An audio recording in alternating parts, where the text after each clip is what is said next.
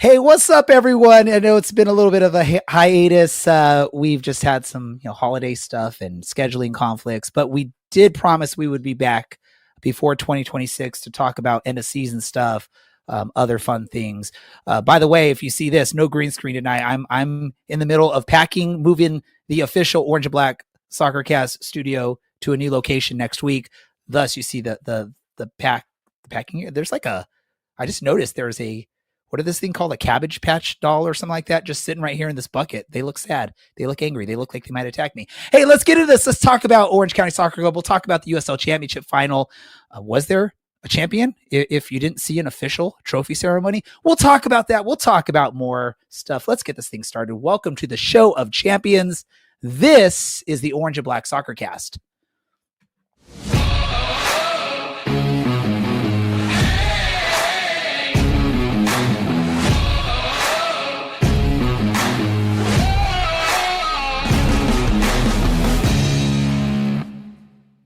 Man, I'm out of breath. I don't even know if I took a breath during that opening monologue. That's how excited I'm here. But welcome, everyone, to the Orange and Black Soccer Cast, the first and only show dedicated to Orange County Soccer Club, its fans, and supporters. I'm your host, Ray Zamora. I'm here to take you through this wonderful journey as we discuss all things Orange County Soccer Club, USL Championship Final, and more. Let's get this party started. We've got Dylan, who has put up with me now for far longer than he ever thought he would, yet he still keeps returning. Dylan, it's been a while. First and foremost, how was your holiday sort of break there that we had, and how are you feeling at this point of the early off season? I mean, you asked me like I just played for 7 months. My holiday was fine. Thank you for asking. Yeah. And I feel relatively fine. Thank you. I think you just wanted to show off that you could buy a house, by the way. So congrats, Ray. Oh, I'm not trying to show off anything. I'm just, trust me, if I look worn out and exhausted, it is because I'm worn out and exhausted. It's exhausting trying to sell and buy at the same time while you are serving on a long case for jury duty. And then trying to fit in stuff like this and do work on the side for my actual job. So again, that's all I was saying. Your actual job. I wish if this was my actual job and I could make money off this, I would love it. I thought that's where all the money for the show has been going. I thought that's how you bought the house. That would be nice. If that was the case, that would be beautiful. Brad, wouldn't you love it if you could buy a house off of the money you make off of this show? I mean, that's how I got into this house, is it not? The money from this show? I'm starting to think that all of you are getting paid except for me. I mean, I got to talk to producer Handy if Brad's making enough money to buy a house. Although it is a house in Vegas, I think pretty much Vegas pays for your house, and you just have to pay a couple poker chips as a down payment, and you're good to go. Right, Brad? Sure. I don't know. Happy holidays, everybody. Oh, people are already like, what the hell did I tune into? This is good old classic Orange and Black Soccer Cast. We've got the craziest one of the group here. That's Larry. Larry, how are you doing, man? You know what? I'm doing absolutely fantastic. But I want you to ask me that same question about buying a house with the money we make from the Orange and Black Soccer Cast. Ask me that question, please. That's stupid, Larry. We're not going to ask you that question. Let's move on. And no, tell us. Okay, I'll give you the setup. What do you think about buying a house with your money that you make off of this show, Larry? Not a chance in hell. The reason being is because then this would be like work, and I don't want to work anymore. Okay. He just wants. Never mind. He just wants to take balls to the face and drive around shopping for people. Let's do this. Let me ask you this question. I'll go to you, Larry. Just so you can go first. Sure. Can we say that Pittsburgh are the champions if we didn't see an official trophy lifting ceremony? I know we saw some sort of like last minute ditch effort to get the trophy on the screen before CBS cut off the feed, but we didn't get to see an official ceremony. I think contrary to like what we saw at USL League One, where there was actually an official trophy lifting ceremony. I know we saw it in 2021. Dylan was live watching it, but watching the stream, you saw it. in 2021. But we didn't see that this year. Obviously, part of that is because the match was on CBS, and CBS is like, okay, we've given you your time. Your darn game went into extra time, longer than we wanted. We're just cutting you off here. I don't know what I'm asking you again. I forget at this point, but can we say that Pittsburgh actually won the title if we didn't get to see them officially lift the trophy? Yeah, we can absolutely say that. And you know what? Honestly, deservedly so. They were fantastic in the playoffs. They did not give up a goal. Their defense was absolutely locked down. They won 2 penalty shootouts. They moved on from 2 penalty shootouts. They didn't win, I guess. That's how you're supposed to say it. So yeah, Pittsburgh is our champion in 2025, and they earned it. They were yes, they scored 1 goal to in the whole playoffs. Yeah, they scored 1 goal in the whole playoffs. The semifinal game against whoever it was they were playing. They won that game 1-0. So it's whoever. Yeah, they something, right? They I'm sorry. Was it Hartford? No, Rhode Island. Rhode Island, yeah, Mertz scored. So yeah, we didn't see the trophy lifting, but guess what? I didn't see the trophy lifting last year because I turned it off right when the game ended. And I didn't see the trophy lifting the year before that. I did see the trophy lifting in 21, though. So that's the only one that really matters. You know, it's funny how much I sort of make fun of Larry, or me and Larry sort of always say we're not the smart ones. We just are the idiots on the show that are talking and let Dylan and Brad be the smart ones. But Larry actually knew some information about a match that wasn't an OC match, which is really cool. Larry, you knew who scored the 1 goal for Pittsburgh in the playoffs, apparently. I'm a fan of Robbie Mertz. Okay, I think he's a great player. Here we go, Dylan. I'm going to ask you this question as sort of a biased American perspective when it comes to the sport of soccer. How can you have how can you be a champion if, like Larry said, the team doesn't actually win the match? They didn't score an actual goal in play. How can you be proud of being a champion like that, Dylan? And I know this is a bad question. Everyone that listens and knows me knows this is not my mindset. I'm just trying to think of sort of that casual American sports fans like, there was no goal. How can we call them a champion? Dylan, what is your response to someone that would say something like that, like me? Maybe this isn't the correct sport for you. What are your thoughts on Pittsburgh winning lifting the cup and supposedly lifting the cup and winning the championship?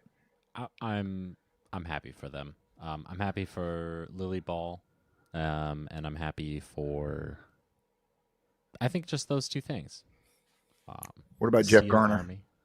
I mean, sure, whatever. I'm happy for the fans, and that's no disrespect to Jeff, but like, okay, it's for him. It's literally a job, and he's on the business side of things. But generally, kind of happy for them. And sorry, Tulsa. I don't think I would have been as happy if Tulsa pulled this one off. But here we are. It's interesting, right, Dylan? You look at it when you're seeing Tulsa versus Pittsburgh, and you just sort of see Pittsburgh as sort of this long-standing USL Championship type of franchise, and you maybe don't think of Tulsa in that way, but you forget Tulsa were the Roughnecks before they were Tulsa FC, so they've actually been around for a while, but maybe just with that rebranding, you just don't get that feeling of them being around as long as they have been. Do you ever get that sense when you look at these teams, or? It's less that they haven't been around for a while. I mean, I remember Orange County losing 4-0 to them in 2017. It's a little bit more about a couple of the players that happen to play for Tulsa who I dislike, and I am glad that they did not get to experience joy a couple weeks ago because I am a terrible person and I wish bad things upon people like Tyler Derrick. Wow. So the fact that he got so close and fell just short makes me very happy. Okay, Brad, this question is for you regarding the USL Championship, and then we can move on to some other stuff. I have 2 questions for you. You get to answer 2 questions. You're lucky. First and foremost, how awkward was the just sort of makeshift trophy lifting at the end of this match? How awkward did that seem to you? I mean, you literally explained it, asked Larry about it once, and then asked me about it in a different way. So I don't know what was more awkward, the way they handled it on TV or the way you're going about really obsessively trying to get us to take the bait here. No, I mean, I was trying to set you up, Brad. You were supposed to tell me that's stupid and we can move on, but go for it.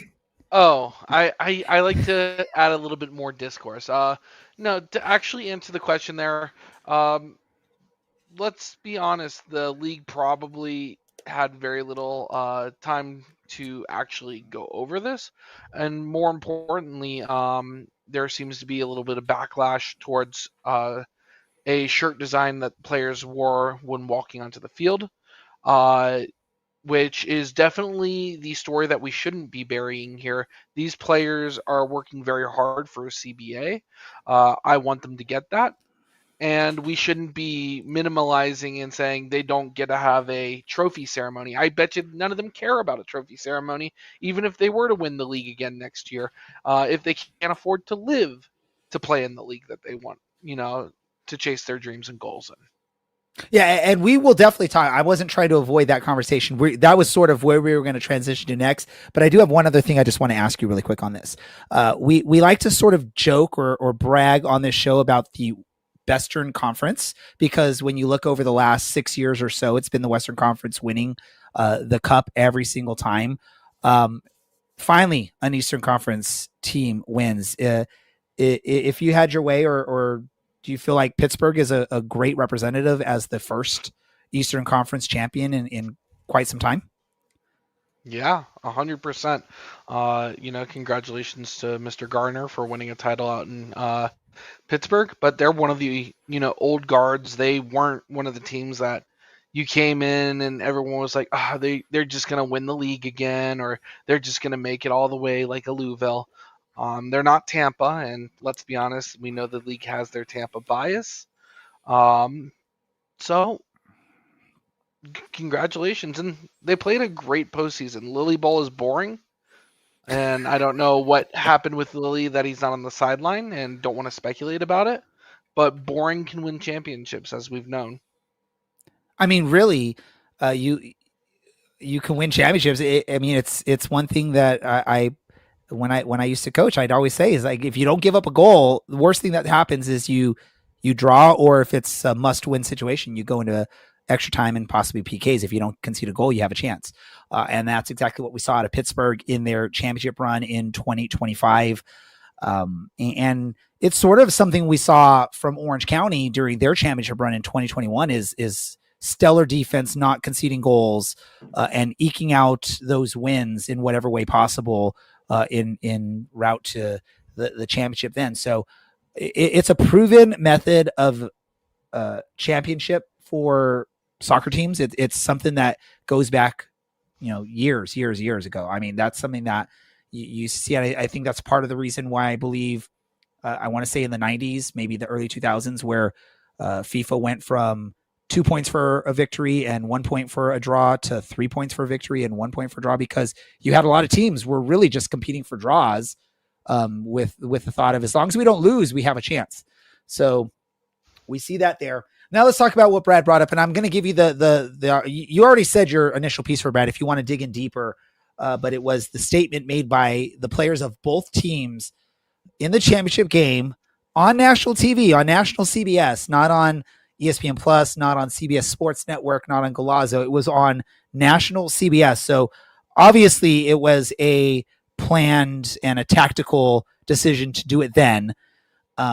What are your thoughts of the impact of that statement, both from the side of the players, the side of ownership, and even just the thoughts from fans? Like, what have you been seeing from fans' reactions to that? Look, I don't know the financials behind the league. I don't know if what's profitable, what's not profitable. I'm not even going to argue that the players' position might be unreasonable at times. I don't have that information, but what I do know is that they know more than we do. And if they think that they're not getting a fair deal, we owe it to them as fans to listen and to let them speak their part. If there was ever an opportunity to bring back former host of the show, Alan Underwood, who is involved in union stuff, albeit in the teaching world, not in soccer, be probably an interesting conversation to have with someone like that, and what his thoughts would be on how this sort of statement that the players made, how it potentially can lead to the change that they're looking for. Dylan, your thoughts on the players, the shirts they wore coming out, the sort of solidarity from the two teams battling for the championship, but still they're coming out as allies onto the pitch to begin the match. Your thoughts on that, and what would you love to see happen, or the result of that statement that the players made? Yeah. Well, one thing I think that we should hopefully all know, or at least learn about social movements, is that they are greater than any one moment or one individual. So, all the players walked out of the, it's hilarious to say, dugout, wearing shirts that said USL HQ, Pro Rel, try Pro Standards first, with a tag of the handle of the Players Association. So, yeah, unsurprisingly, I'm going to side with the labor here. A guy probably making 40, 50K a year, theoretically risking his ACL on a week-to-week basis, or, a car dealership owner, or, rest in peace San Diego, but in their case, some Nepo baby with a bunch of money to burn. Like, yeah, the owners probably are doing okay, even if they are losing money for most of them. This is probably a tax write-off. These guys do deserve access to things like housing and good medical care, and other things that you would expect from a professional organization, a professional sports league. Just if you put the amount of effort and dedication and practice into getting to this level, you should be rewarded with more than being able to say that you're a professional soccer player. You should be rewarded with better than average things like medical care. Again, that's kind of the biggest thing for a lot of these guys, I imagine. Stuff like housing and even just guaranteeing pay. For all the complaints about other sports and how excessive some of these contracts that we look at, right? Shohei Ohtani is making $700 million or something. Juan Soto is making $700 million. I don't know. Someone name a football player that's probably making $500 million. Patrick Mahomes? I don't know. But how much money do the owners make in situations like this? So it's absolutely the right thing to do. You take your chance when you've got the biggest possible audience, and you present a pretty unified idea, a unified comment, and you don't really attack anybody. They didn't call them out for any shortcomings. They just made a simple demand. Try pro standards first. And, well, I hope you figure it out. I love the sport and I love this league and watching these players, but if they need to withhold their labor for better working conditions, then so be it. And this is how we learn that Dylan is probably a Taylor Swift fan, a Swiftie, because when thinking about high-paid NFL players, the only name that came to mind for Dylan was Patrick Mahomes, and he's nowhere near the top. Surprisingly, the top is Dak Prescott, making, I believe, $60 million a year as the quarterback for the Dallas Cowboys. That's a lot of Larry. money. And if we think about how much money Jerry Jones makes, it's not a lot of money anymore. It's just a lot of money to me. All right, Larry, I got the fun assignment for you. This is debate class. We've heard from Dylan and Brad as the pro players union. Hey, this is debate class. You have to do it whether you have to come up with something here. What argument can be made? And I this is sort of a serious question. What argument can be made in sort of support of maybe the owner stance on this, where maybe you're not wanting to guarantee everything? I mean, look at like a club like North Carolina, where they're basically saying, we're going to halt operations and we're going to wait for Division I before we do anything, because there's no money to be made really at this level. Is there any argument or anything you can think of where an owner can make an argument as to why they maybe do things the way they do? Larry, before you answer that, I'm going to say what Ray wanted me to say earlier. That's stupid. Come on, Brad. I was trying to set up Larry so I could tell him what he says was stupid, but okay, I go can for be it. a little bit more concise because you did not ask me an open-ended question. So the answer to your question, Ray, is no. Okay. I just want to throw it there. I get it. I'm on the same stance as you all. I'm pro union for these players and better things, right? Because although we are not, we can't tell you exactly how things are run in the league. We do get to interact and speak with these players from time to time, and we sort of know. We don't. We probably. I think all of us can go on record as saying we don't know exactly what it is, but we have an idea based on conversations with not only some of the players we get to interact with, some of the other media and news people that we've interacted with when it comes to player contracts and like that. We have an idea, and I also want to just sort of understand and know that, like, I think it was Dylan, you said, like, this is pretty much a tax write-off probably for a lot of the owners, because we all can also be very reasonable and understand that it is not a money-making entity. I know Dylan jokingly was talking about these multi-million-dollar athletes in some of the other leagues, but I mean, obviously, when you look at it, if you're a baseball, an MLB owner, an NBA owner, an NFL owner, and probably even at this point an MLS owner, you're making money off of your organization. It's not a tax write-off situation in those instances. USL is a different entity. Now, I get it too. USL is trying to take those leaps forward and become a profitable organization across the board. But we also have to be realistic. We see it. When's the last offseason that we've seen? And I'll ask Brad this question. When's the last time we saw the USL goes to the offseason and not a single team folds in the offseason? Can you think of that? I feel like Channing Tatum and pointing out that's bait right there. Look, it's been probably like before the league started exploding, before like Reno even came out in like 2018, but even so, I think there's been someone who's folded every year almost since inception. And that's sorry. And that's part of like what I'm trying to think about here. And when I'm asking Larry the question I ask him, although I already knew where Larry's mindset is, where his stance is on this, but I'm also just trying to, I don't want to just sit there and come across as we all just think it should be roses and beautiful and everything like that.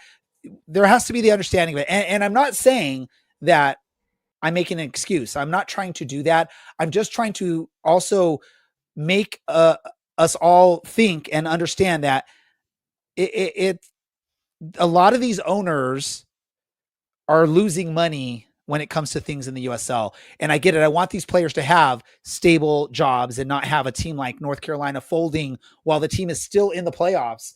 Yet the players are being told, oh, by the way, you're not going to have a job next year. Or, players that are basically on 9-month contracts and then have to try and figure out what they're going to be doing.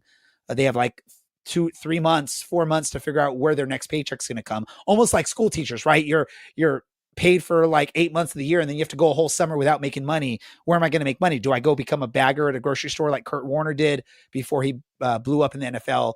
Do I go train, do soccer training on the side and make $100 here, $100 there? I get it. It's hard, but we also got to also think about it's not just money that's being, absorbed by a lot of the owners. Some owners, maybe. Some owners, maybe not. I don't know the monetary numbers for all the teams in the league. Maybe if we get someone like a John Morrissey on, maybe he has some thoughts or information on this that he could share. But I want to say it's probably very far and few between of owners that are pocketing money from USL, if any are. If that makes sense. And y'all can come at me if you want to. This is your opportunity, Dylan, if you want to bash me for saying something like that. Again, I'm trying to say I'm all for it with the player side, but I also like to look at it from both sides just to try and get a broader understanding of what's going on. So bash me, Dylan. Go for it. This is your turn. Look, I could spend 5 minutes talking about how this is just one of many examples of labor being exploited in a capitalistic system, but this is not the podcast for that. If you wanted that, you would read the papers that I wrote in college. So we should probably just move on and talk about things that we would wish for. That's I don't stupid, know Dylan. anymore. That's stupid, Dylan. Let's do this. And I'm just this. You hear me saying that's stupid, but it's sort of I'm poking fun of Larry because educated. In our back channel conversations, Larry said he loves to say that's stupid. Let's When do have this. I ever said that's stupid? Andy, you have receipts. You always have receipts. My Please God. pull up one Receipts. message in the This is terrible. in there where I say something that's stupid. Okay, let's do this. We're going to talk about OCSC. We haven't talked about OCSC much yet, but I do want to talk about one other thing. This is sort of OCSC related. Well, hold on, Ray, OCSC. Ray, hold on. Is anybody else going to get to talk tonight other than you? That's my question. Former OCSC general manager Oliver Weiss has a new position in Monterey Bay. He took a couple years away from managing teams to oversee, I believe it was the connection with USL Championship or USL overall and pathways to Europe and other entities. He's now taking over a position, or he has a role at Monterey Bay. So he's back at managing with a single team. Your thoughts on this move? And I'm going to go to you, Larry. I think it's fantastic. It's great for the league to have somebody like Oliver around. It's great for Monterey Bay to have somebody like Oliver around. Some of us are friends with and know a particular Monterey Bay fan. I'm not going to throw names out because that's not my place, but he sort of had a falling out with the Monterey front office. And in speaking with the Monterey fan, who has been a guest on the show, you guys can figure out who I'm talking about. Oliver actually reached out to him and took him to lunch to kind of rebuild that bridge. And this is somebody who's, it's a super fan of the team. So having a guy like Oliver around is just good for everybody. I love Larry's like, I'm not going to call out names, but he's like dropping every damn hint. And that anyone that has ever listened to the show, which are like 5 of you, would know who he's talking about. Dylan, your thoughts? Is this good for Monterey Bay? Is this neutral? Is this going to hurt them? Thoughts? I called it out earlier. Car dealership people running a soccer team probably isn't great. So yeah, this is probably going to be good for them. They might actually make the playoffs. I'm sure that's why they brought him in. And I'm sure, Florida's nice and all, and I'm sure the job of head of global football development was nice, but coming back to California, it's always going to be hard to beat. I'm going to say this. Oliver set the foundation for what Orange County is. And we've talked about this numerous times on the show, right? Orange County is going to be a team that's going to compete, but they're also going to be a team that strongly it was working on developing youth, finding youth, developing it and moving them on to bigger and better things. Obviously, when that's the situation, it's hit or miss the way the team does in a season. When you're trying to balance youth development and winning, it's a very, very thin line to make that work. But Oliver set that in place for Orange County. And I believe when you look back at it, where Orange County is now with the success they've had over the last 5-6 years, Oliver was a big, if not the part of why they've done that or why they are where they are. So I think Oliver in a position with a team such as Monterey Bay, which seems to be a team that is there to stay. They don't seem like one of those teams that you're looking at like Monterey Bay. They're probably going to be gone in a couple of years because the fan love is going to die out or the owner's going to be like, I don't care about this anymore. I think Oliver can help set Monterey Bay up in that same position that Orange County has.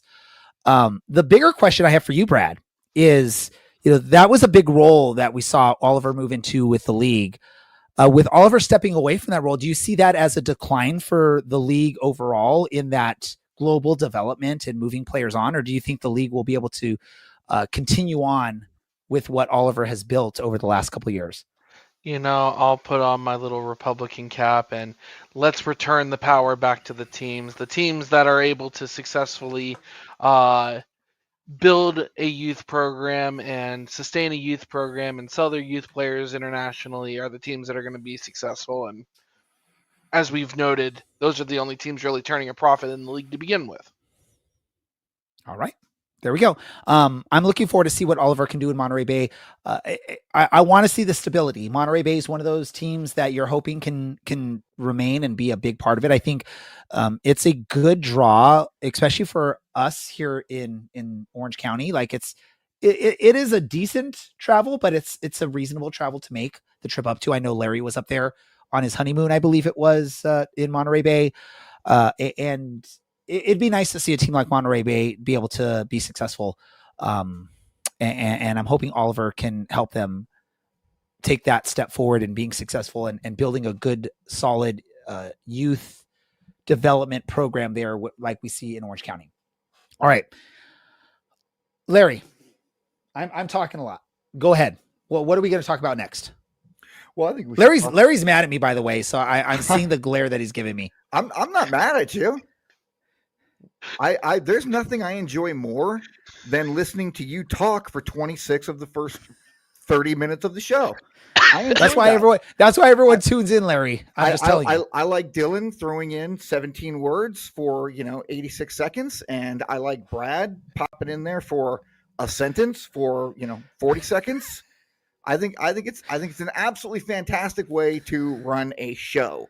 So Andy actually beat me to it because I was just about to say, let's talk about what we were going to talk about tonight. And I'm going to go to Dylan first. And I'm going to ask you, Dylan, what's one thing that the team should stop doing next season? I really couldn't move past this one, all the thing I did. I really would love if they would stop losing.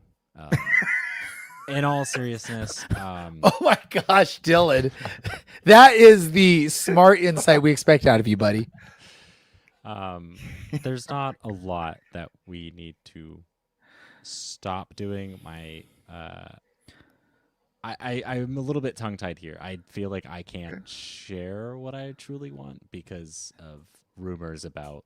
I would like us to stop paying not paying. I would like us to stop signing some older, more experienced players, and really let the kids. Give us an example, Dylan. No, who are one of these older, experienced players? Do it. No, thank you. So I will go ahead and pass it along to Brad. Brad, what would you like Orange County Soccer Club to stop doing next season? Is next season now, or should I hold my off-season gripes for a little bit longer? We'll talk about off-season stuff. Yeah, we'll talk about off-season stuff in a little bit. Talk about next season. Talk about what you want to talk about, Brad. Talk about right now. We know what you want to talk about. No, I'm gonna save it. I don't really have a stop like Dylan. I do want to sign the younger players, but there is value in having one or two veterans on the team. But stop getting injured. I know that's something that's totally within the team's control, but stop getting injured. Oh my gosh, Brad, you stole what I was going to say. When you were sitting there I can't think of anything less for you to talk about. That's what I wanted to talk about is stop getting hurt. Stop getting hurt, team, because you look back at the last 4 or 5 seasons. Well, I guess 2021 was a good season, but you look back at some of these recent seasons, what could have happened if we don't get hurt as much as we get hurt, and who knows why it's happening. But yeah, that's something. And I apologize if I keep rubbing my eye. I'm getting it's just getting irritated. Larry, is there something you wanted to talk about stopping for Orange County next year? Well, first, I would like to say that stop getting injured and stop losing are really brilliant. Hey, moments, guys. The stop losing comes from the brilliant Alan Underwood. Just Okay. It's like the don't concede goals. Don't lose. It's easy. Yeah, there is something I would like to see the team stop doing. And I actually said this to somebody from the front office in the middle of the season.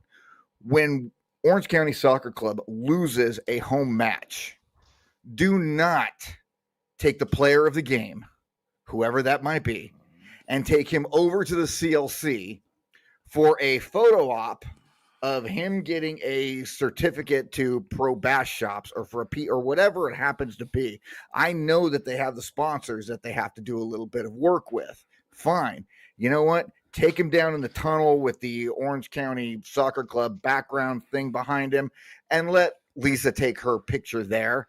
But I'm going to give the example of why this came to my mind. Chris Hagart won player of the game on a game that we lost.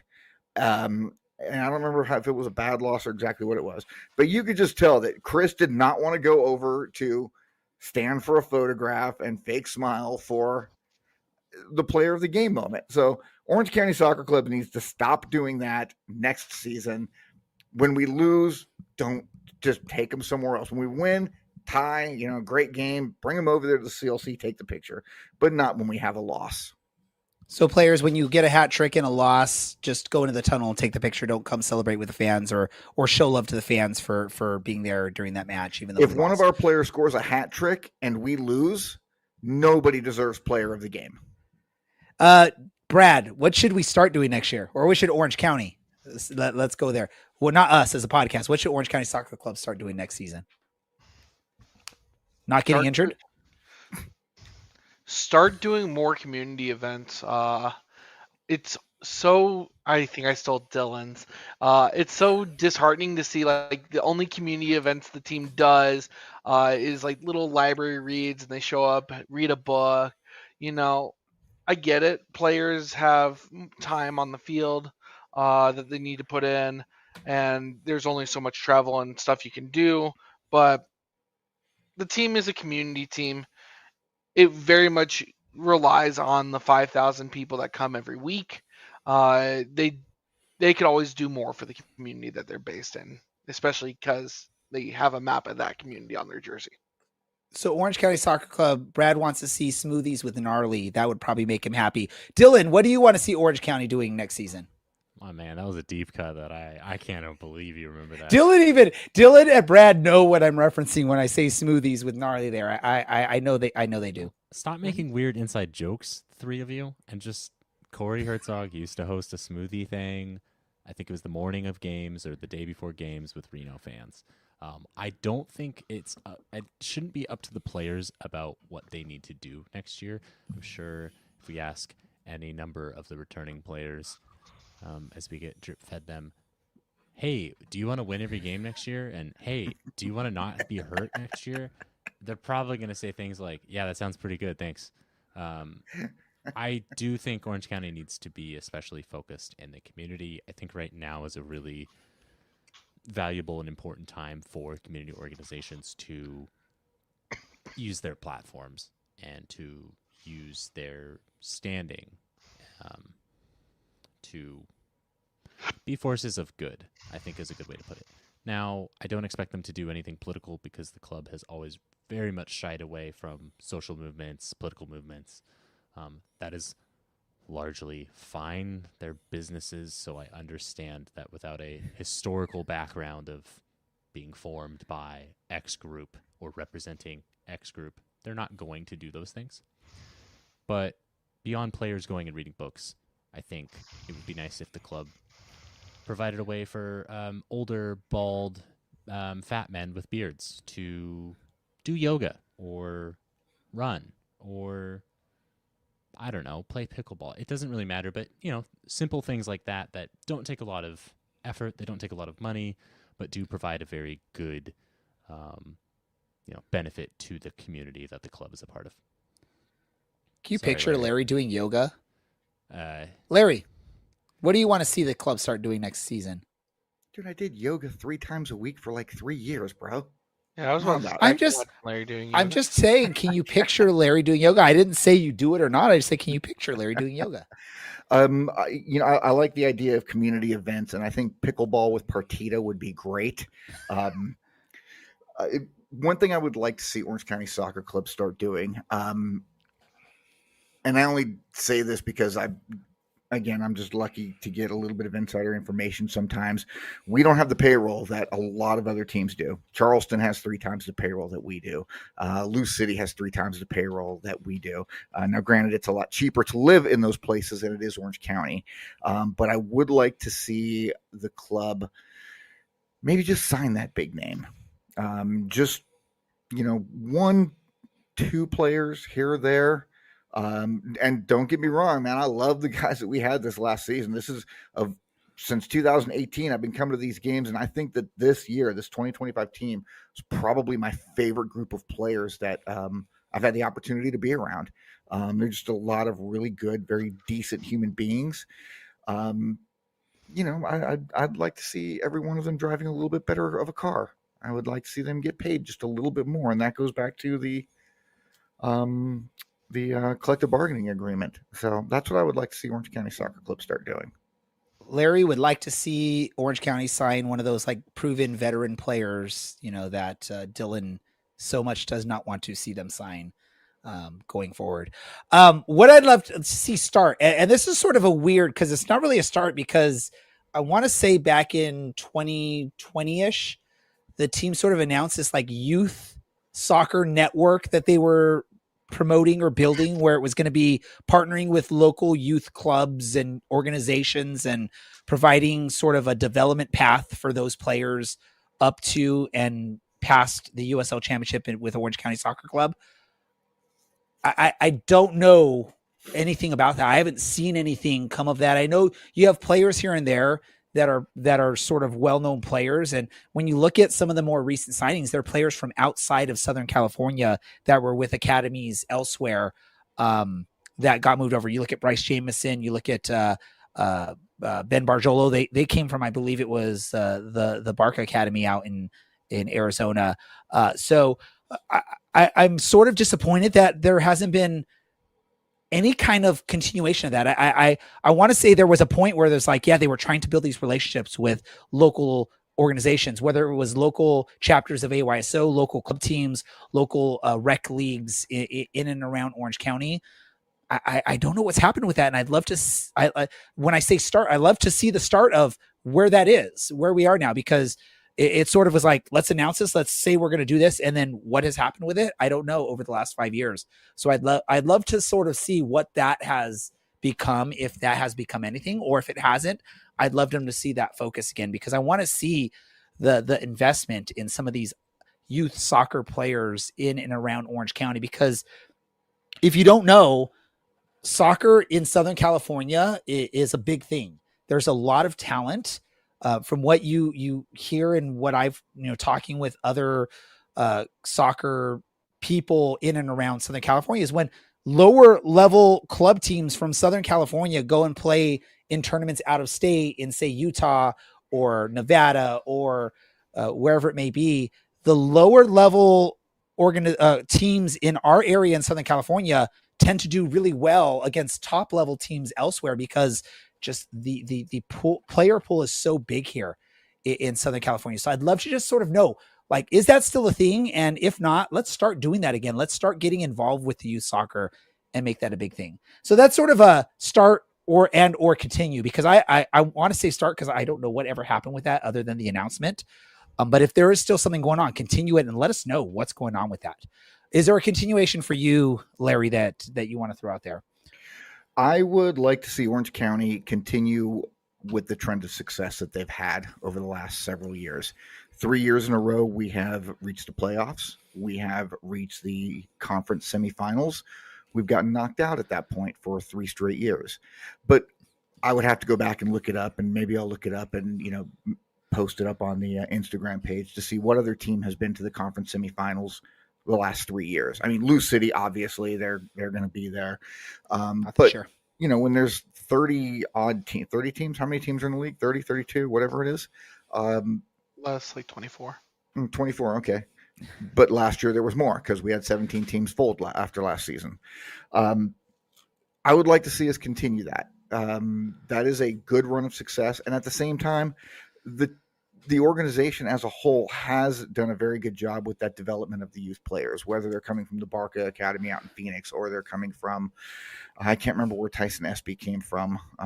Maybe one of you guys can refresh me on that one. LAFC. Half an hour up the road. LAFC. Okay, great. Barca. But don't forget, you can Barca, also throw out. Whatever, man. You could throw out Atlanta for Kobe Henry because that was where Kobe came from, was in Atlanta. So You sure about that one? wasn't he part of the Atlanta, the academy in Atlanta? All right. We'll Correct me if I'm wrong, Dylan. You could correct me. Okay. He's I typing feel Fury. like he came from Miami, and my cursory search proves that on the 18th of June, 2020, he journeyed on out from Miami to Orange County. There you Ray, go. I think you're talking about Corredio Sedina came from the Atlanta system. Okay, I knew it started with a K. Yeah. All right. Cool. Great. All right, And Iloski has a K in it. So there we go. yeah, K is great sometimes. Dylan, Awesome. I would Continuation. Really like to see, yeah, funny that we mentioned youth players. I'd really like to see Orange County continue to kind of push youth through the pro ranks, and in situations like Ben Barjolo's, when there really wasn't a spot for him to play meaningful minutes, they found him a place on loan, and albeit a good place on loan as well. Then banish him off to the wasteland that is MLS Next Pro. They found him a competent, well-run team a division below, so he could go and still get some development, and in a different situation as well, or a different environment as well, which is probably only going to serve to make him that much better and that much more ready when it comes time for him to take the next step. which we know he will eventually do. He's that good of a player that he's going to have a next step. We just don't know quite what that next step's going to be yet. Yeah, I mean, Brad. everyone's really pushing it, but he's still very young, so he doesn't need to be perfect when we see him in March. It's good experience to go from Orange County to Omaha. It's two totally different places in this country. It's a different experience, like you said. Brad, is there something you want to see Orange County continue for next season? And then we'll get to your favorite topic for this episode. Continue. I think continue leaning in on the coaching staff that they've brought in. I don't want to see a midseason departure. I think Stone has done a good job with what he's been given, and if he continues, he's going to be a mainstay with this team for quite a while. He's bought in, the players are bought in, the fans are bought in, and the last thing we need is another year and a half of a competent coach before having some mid-season twister and then finding another competent coach, because that's something we've always been lucky with, is kind of landing on a competent coach at the end of the day. Yeah, and this isn't part of the continuation thing. I'd love to see, well, I guess it is part of it. I'd love to see a continuation of the coaching staff for not just 2026, but for a future, right? I don't think Orange County has really had the longevity of a coach since, I guess you look back, Braden Cloutier was probably the last one that really had some longevity with the club. I believe he was here for 4 seasons as head coach and maybe even a season or 2 before that as assistant coach. I don't think we've seen Orange County have that type of longevity at the management position or coach position. I'd love to see that. I think stability is something that sort of gets overlooked when it comes to professional sports. You see, let's just find a new coach. We're not doing good. Let's get rid of the coach, find someone new. I'd love to see some stability there, and hopefully Danny Stone is that person that we get to see make a 5-6 year run with the club and bring some stability there. All right, let's talk about this. And this is a topic that we discuss behind the scenes, and we definitely wanted to talk about this tonight, is announcements that teams make on returning players. We see it in multiple forms. We see some teams just basically do a blanket statement, say, hey, this is who's going to be back. This is who's out of contract. This is who potentially might be back. We're talking with them. As Orange County Soccer Club fans, we've become very used to Orange County's method of, I guess the term that has been brought apart is the drip of information. of announcing a player a week or a player every couple of days throughout the off season until you sort of have. I think what the magic number is probably about 10 or so players that you get by the time we're ready for the start of a new season, and then you start maybe getting a little bit more of an avalanche of stuff coming through. Brad, I'm going to go to you first on this one. What is your preferred method when it comes to player or roster announcements from teams at the USL Championship level? Yeah, I think the way that we handle it is kind of a little upsetting. It does not meet the mark. Mostly because, we just had a shopping holiday, and I know Dylan loves his capitalism and really wanted to get a Nico Benalcazar jersey on sale. And Nico Benalcazar was announced today that he's returning to the team, and now Dylan can't get a Nico Benalcazar jersey on discount. Has to buy it at full price because he wasn't certain that that player he wanted to root for was going to be here next year. That's He should have been confident. It's a ridiculous example. I'm pretty sure the Black Friday sale's still going on today anyway, so Dylan, you can still get that jersey. But every other team in the league, for the most part, seems like announces all their players at once. Las Vegas, New Mexico, Charleston, Detroit, Monterey, Phoenix even. They, at the end of the year, they put out a little blurb. It says, these players remain under contract. These, the team, are doing doing a team or player option. These players are currently out of contract and we're negotiating, and these players are free agents. It's easy, it's quick. There's no need to draw it out over a couple weeks. I don't know what these one at a time announcements do for social media engagement, but I'm pretty certain it's a low bar. What are we doing here? Just let the people know who's coming back. These contracts have probably been signed for weeks, if not months, and most of them probably aren't going to be a surprise, but just be like every other team in the league. Sometimes it's better not to be different. So apparently, Brad knows that Nico was re-signed like 6 months ago. Thus, he's been signed for months. Dylan, I'm going to do what I did to Larry earlier to you. Make the argument for this sort of, overtime release of information of these players. What's the benefit, or why would a team want to do it that way? Brad probably hit the nail on the head, which is brand engagement and social media engagement. Now, I am not on social media, so I can't tell you what time they're posting these, but it would be theoretically, it would be a good way to maximize the visibility and engagement of a given social media post over a time that is typically slower for the club because we don't have much to talk about. That being said, yeah, I really want a Nico Benalcazar jersey. Hey, no disrespect, Nico, you are freaking awesome, but you have terrible taste in pizza, so I would never. And I need my own collective bargaining agreement with my own employer. So, yeah. So you can afford a jersey. So I can afford a jersey. So maybe we all get what we want this offseason. In all seriousness, seriously, I hope they get a collective bargaining agreement. They deserve it. I love how Dylan brings it back to such a different topic there. That's stupid. Larry, go ahead and let us know what your thoughts are on this. Like, what is your preferred method when it comes to announcing the returning players? I like Hanukkah because instead of getting all of your presents on one day, you get 7 days worth of presents. And so far, oh my God, man, I'm crying in my Judaism right now, Larry. 7 days, 8 nights. Okay, sorry. I'm sorry. I'm not a religious man. Okay, I'm No. sorry. I only know the very basics. Triple down. 9 days, 8 nights. Whatever. I kind of like this way because I was literally I on my son's eyes. I was literally I just finished up my day and I was just kind of chilling. And I needed to send a text message to Fonseca at the front office. And I was thinking right as I was sending that text, you know what? It's probably about time that they announce another player. I really hope it's Nico. And it was probably 3 minutes later that the post came up that another player returned. So that's great. What is this, Tuesday? We're probably going to get another one on Thursday or Friday. And then we're going to get a couple more on next week. And I'm kind of a fan of this. I don't like drinking from a fire hydrant.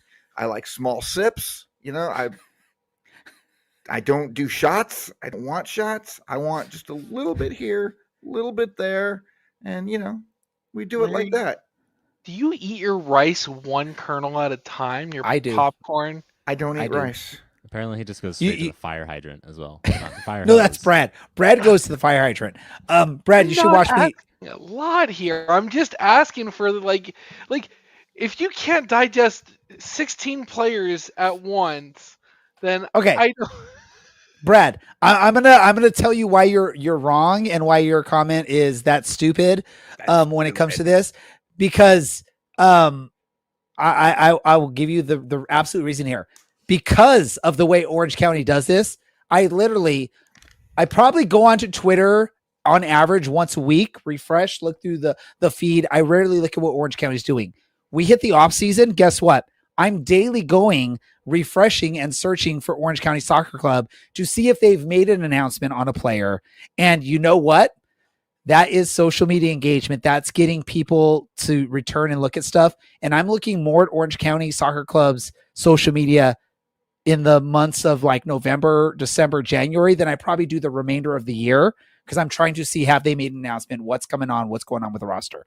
I get it. You want it all right there. You want the Cliff Notes version of what's going on in the off season. You're like, just tell me straight up what's going on. I like the suspense. I like going on and doing my daily search on social media and finding out who is coming back or who is going back to the Air Force. That's what I get off of this. Dylan, you were raising your hand, which I appreciate it. This is like the classroom. I'm the teacher. What do you got to say, Dylan? No, I just really wanted to stop that from continuing. Who's your favorite, Ray? Who's of the three that are coming back? Who are you most excited about? I'm actually most excited for Ryan Dogman. I mean, I love longevity. He's now going to be that player that's been with us pretty much the longest when you look at the roster. I mean, if Colin Charlotte comes back, obviously he would get that position, but Ryan's been here for quite some time and I love it. I love when a player like Ryan Dogman and of his quality is willing, it wants to be back and is returning for a fourth season or longer. It makes me excited. I got a question for you, Dylan. So Dylan. Yeah, go ahead, Ray. Question for you. Based on what we know with this roster, the 3 returning players, the returning coach, and the 1 player not returning that we know officially, how excited are you for the 2026 season? Things are looking good. Brad, who are you most excited about seeing in 2026? Larry, I hope I'm not stealing your player here. Chris Hagart. Chris Hagart is my in-season MVP for the team in terms of, consistency. He's a player you want to build a team around in the midfield. He is the Kyle Scott moving forward, and I loved him when he signed in 2024 as a loanee. I love he came back, and I love even more that he's coming back once more. Larry, who are you most excited for in 2026? I have a very hard time answering that question. You are asking me to choose which of my children are my favorite one. Well, it's not Grayson, so we already know that. That's true. You know what? I know that Carrie is incredibly excited about Nico because he is her favorite player this year. I love the fact that Chris is coming back because I agree that he is our in-season MVP. And Ryan Dogman, right after his announcement that he was returning, I reached out to him on Instagram to congratulate him on his engagement and told him that we were talking about wanting to do a live podcast at the wedding. So I'm working on that with Ryan to see if we can in fact make that happen. I'm excited about all 3 of these guys coming back. I do not have one that I like more than the other. These are 3 of my favorite players from the team this year. And we're going to have some more guys coming back, I'm quite sure. And I can't wait for those announcements to come in piece by piece by piece. So I want to jump in here really quick before we wrap up this portion. Dylan, I'm going to jump in really quick. Larry, if you're trying to work on a live podcast, can we just request that we can do a live play-by-play of the wedding? Not just a live podcast, a play-by-play. I can talk with Ryan about that. And we'll do a golf style where we're like whispering into the microphone of a play-by-play, so we're not interrupting the actual ceremony. All right, Dylan. everybody. As we crest the hour mark of the Ryan show, is I placing do want the ring to thank on her you finger for being here and listening to an hour of absolute chaos. I don't know how we got to this point, but hey, occasionally, if you think the show is too dumb, you're probably right. You can find some things that have a little bit more thought on our website, ocsepodcast.com. And hey, do us a favor. It's Giving Tuesday, technically. Give a little. Well, one, seriously, give a little. Make the world a slightly better place if you can. Two, I don't know, follow us on social media if you somehow are listening to this and you haven't already done that. So for producer Andy, who's probably pulling his hair out, for Larry, who doesn't have wait, Dylan, I got to say one more only thing. 35 seconds long. One more thing I got to say, and Dylan was trying to wrap things up, but if you notice, I said that's stupid multiple times throughout the episode. Go on to social media, tag us, and say how many times I said that's stupid on this episode. And if you get the answer right, you'll be entered into a contest. You'll get to win a prize from the podcast. We have 3 autographed Christmas ornaments from players of the team that we will give out to listeners. If you can go in and tag us and say how many times and get the correct answer that I said that's stupid on this episode, you can be entered for a chance to win that prize. We'll get that over to you. Including what you just said, like those 3 times you just said it. That's stupid, Brad. Yes. Okay. Everyone, thank you. The last gonna year go that in the and USL count those? Championship did not have a team that folded was 2012. For the Orange and Black Soccer Cast, we are out. Peace. That's stupid. County,